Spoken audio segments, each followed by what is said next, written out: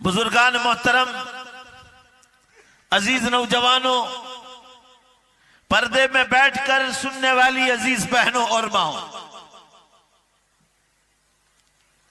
अभी आपने बंगाली जुबान में हजरत मौलाना से 1-1.25 घंटे तक तकरीर सुनी। अल्लाह हम सबको अमल की तौफीक अता फरमाए। अब आपको ये तकरीर उर्दू जबान में सुननी है और सीखनी है, समझनी है और अमल करनी है। जरा पूरा मजमा, कोई भी आवाज बाकी बचनी नहीं चाहिए। पूरा मजमा जोर से इंशाअल्लाह बोलो कि ध्यान से सुनेंगे। अल्लाह तौफीक अता फरमाए। मैंने इस वक्त जो आयत करीमा पढ़ी है, सबसे पहले आज के उम्मत के हालात के पेश नजर ये मैंने कुरान पाक की कौम सबा वाली आयत पेश की है। अल्लाह ने जो आसमानों जमीनों का मालिक है, मैदान कयामत का मालिक है, जन्नत और जहन्नम का मालिक है, पूरी कायनात का और हम सब का पैदा करने वाला है, कुरान में आखिरी उम्मत के लिए सबक सिखाने के लिए कौम सबा का अल्लाह ने जिक्र क्यों किया? सबक सिखलाने के लिए। कौम सबा के वाकये से अगर किसी को सबक लेना हो तो आदमी की जिंदगी भी बन जाए और मरने के बाद बोलो जोर से इंशाअल्लाह जन्नत की भी आबाद हो जाए। मैं आपके यहां मेहमान आया हूं गुजरात से। मैं आपके लिए जोर से बोलूं तो जब भी मैं आपको पूछूं आप इतना जोर से बोलेंगे कि पूरे बंगाल के इतिहास में कोई इतना जोर से जवाब न दे। आपको इंशाअल्लाह जब भी मैं पूछूं आपको जोर से जवाब देना है। बोलो इंशाअल्लाह। कोई सोने की बात न करे।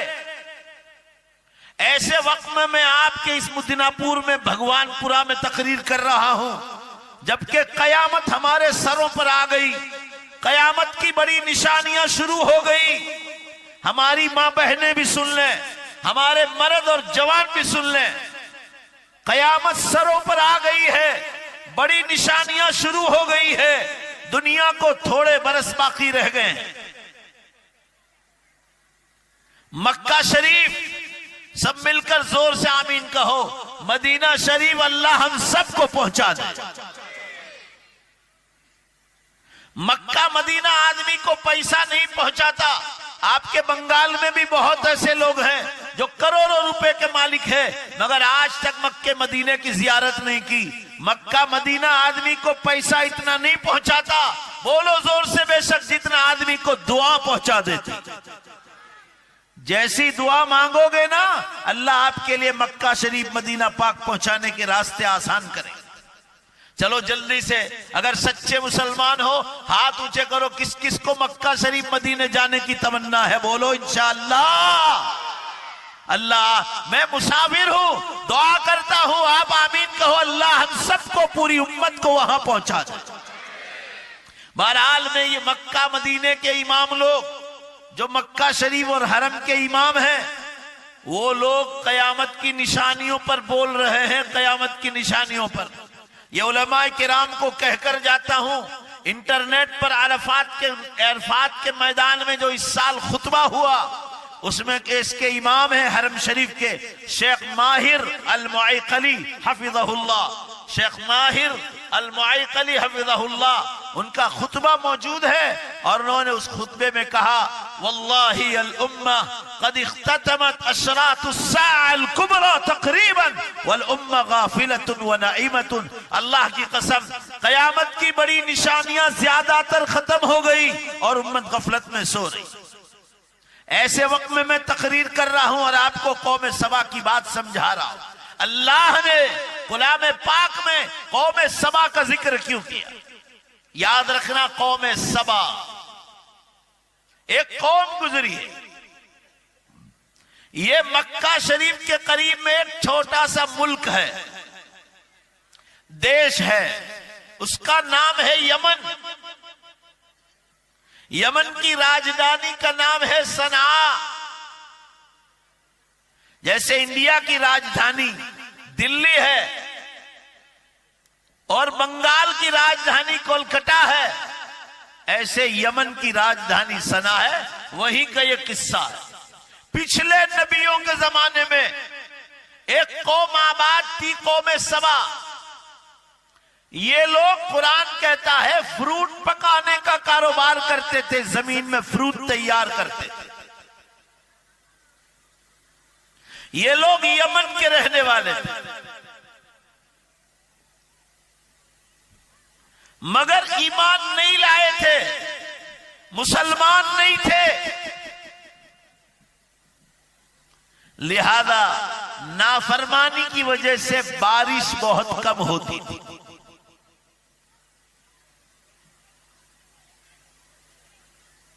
यमन बहुत छोटा सा मुल्क है मक्के के पास।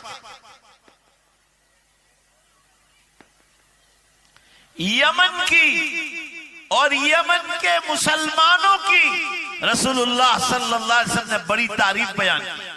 जो हजरात मिशकात शरीफ पढ़ाते हैं, साहिब मिशकात ने मुस्तकिल बाब बांधा है, और आप सल्लल्लाहु अलैहि वसल्लम यमनियों के बारे में इरशाद फरमा रहे, अल ईमानु यमानुन, ईमान तो यमनी लोगों का है, वल हिकमतु यमानियतुन, हिकमत भरी बातें तो यमनी लोग करते हैं। आगे फरमाया, हम अरक्कु अफईदतन व अलियनु कुलूबन, वो दिल के बहुत नरम होते हैं। जिसका दिल नरम होगा उसकी जुबान भी नरम होगी। यमनियों की रसूलुल्लाह सल्लल्लाहु अलैहि वसल्लम ने बड़ी तारीफ बयान फरमाई। हजरत अनस रज़ी अल्लाह अन्हु फरमा रहे, अव्वलु मन जा बिल मुसाफहति हुम अहलुल यमन। हुजूर सल्लल्लाहु अलैहि वसल्लम ने फरमाया, मेरी उम्मत में सलाम अलैकुम व अलैकुम अस्सलाम का हुक्म तो अल्लाह ने आसमानों से दिया, मगर हाथ से हाथ मिलाने की सुन्नत अल्लाह ने पहले से यमनियों से शुरू करवाई। ये यमन की कौम का तस्करा करता हूं। ये लोग पहाड़ों के पीछे रहते थे।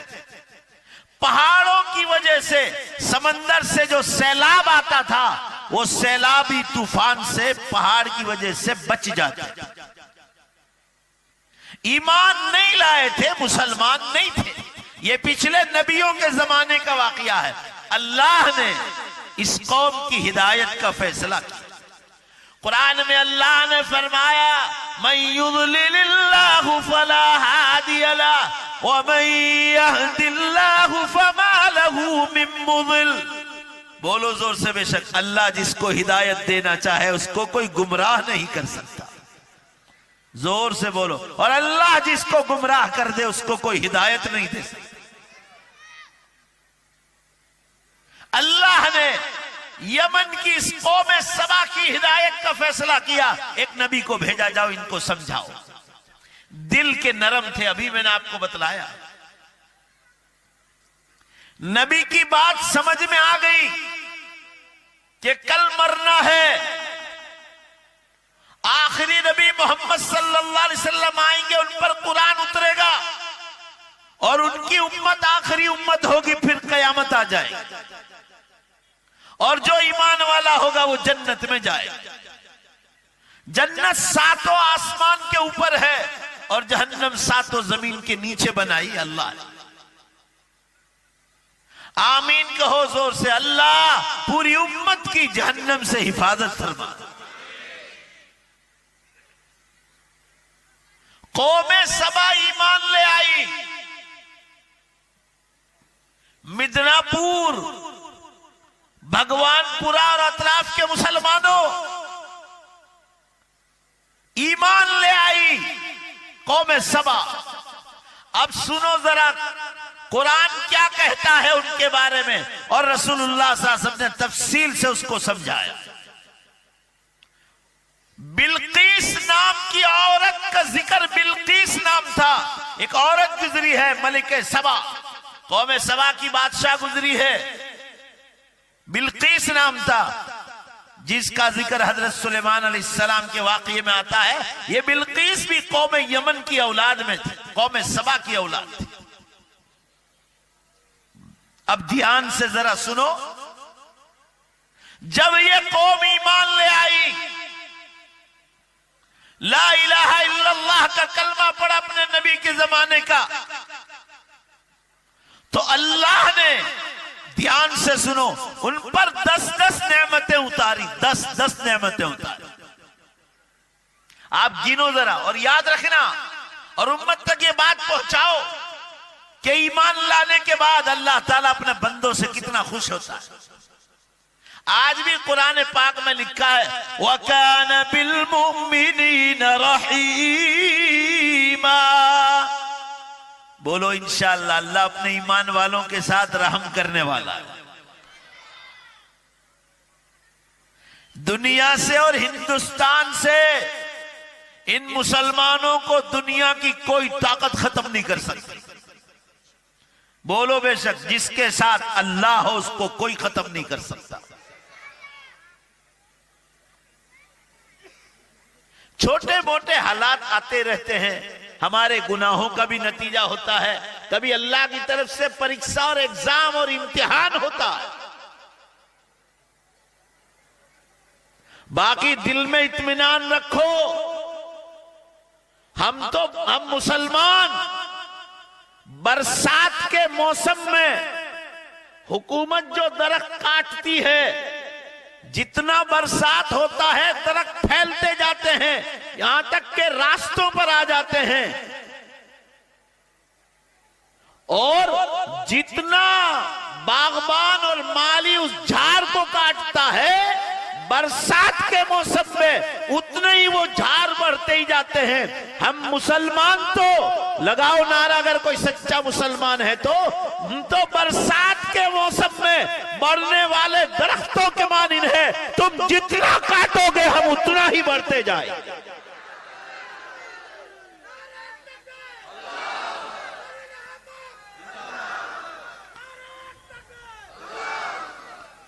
कहने का मंशा यह है, मुसलमानों, कौम सबा ईमान ले आए।